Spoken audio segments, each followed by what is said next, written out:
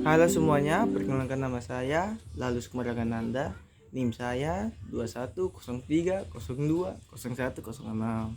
Saya dari Prodi Administrasi Bisnis kelas 1C di Fakultas Ilmu Sosial dan Ilmu Politik. Dan sekarang saya sebagai pemuda NTT ingin membacakan Sumpah Pemuda.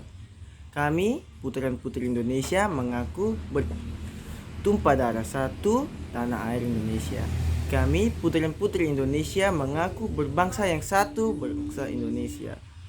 Kami, putri-putri Indonesia, menjunjung bahasa persatuan, bahasa Indonesia. Dan sekarang saya akan menjelaskan sedikit tentang Sumpah Pemuda. Sumpah Pemuda adalah keputusan Kongres Pemuda kedua yang diselenggarakan 2 hari, tanggal 27 sampai 28 Oktober 1928 di Batavia, kini yang sekarang menjadi Jakarta. Keputusan ini menegaskan cita-cita akan tanah air Indonesia, bangsa Indonesia, dan bahasa Indonesia. Keputusan ini juga diharapkan menjadi asas bagi setiap perkumpulan kebangsaan Indonesia dan agar disiarkan dalam berbagai surat kabar dan dibacakan di muka rapat perkumpulan-perkumpulan. Dan sekarang saya akan membaca tujuan-tujuan dari Sumpah Pemuda. Nilai cinta bangsa dan tanah air menjadi wujud dari adanya rasa cinta terhadap bangsa dan tanah air Indonesia. Memiliki rasa cinta terhadap bangsa dan warga Indonesia wajib untuk setia serta bangsa terhadap bangsa dan negara Indonesia. Nilai sikap rela berkorban.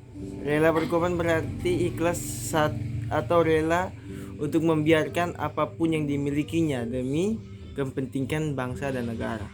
Nilai persatuan, walaupun pemuda dari berbagai daerah, suku, agama hingga golongan yang berbeda-beda, meski terdapat perbedaan, justru tidak menghalangi para pemuda untuk dapat merasakan persatuan.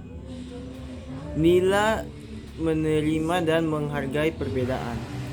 Menerima dan menghargai siapa saja untuk bisa beraktivitas dalam lingkungan tanpa membedakan status seseorang. Nilai mengutamakan kepentingan bangsa. Para pemuda mengutamakan kepentingan bangsa demi bisa bersatu dan tidak mengutamakan kepentingan diri sendiri maupun kepentingan golongan masing-masing. Nilai semangat persaudaraan. Sikap saling menyayangi dan bertanggung jawab satu sama lain. Semangat persaudaraan di dalam diri para pemuda juga mengantarkan Indonesia menjadi bangsa yang satu, yaitu bangsa Indonesia. Nilai meningkatkan semangat gotong royong. Gotong royong atau bekerja sama demi mencapai suatu tujuan yang sama merupakan suatu kebudayaan orang kuat dalam bangsa Indonesia. Oleh karena itu, generasi muda harus mempunyai karakter yang kuat, membangun bangsa dan negaranya, memiliki kepribadian tinggi, semangat nasionalisme, berjiwa saing, mampu memahami pengetahuan dan teknologi guna bersaing secara global. Pesan saya untuk pemuda-pemuda Indonesia: berani melangkah, tidak menunggu dunia berubah.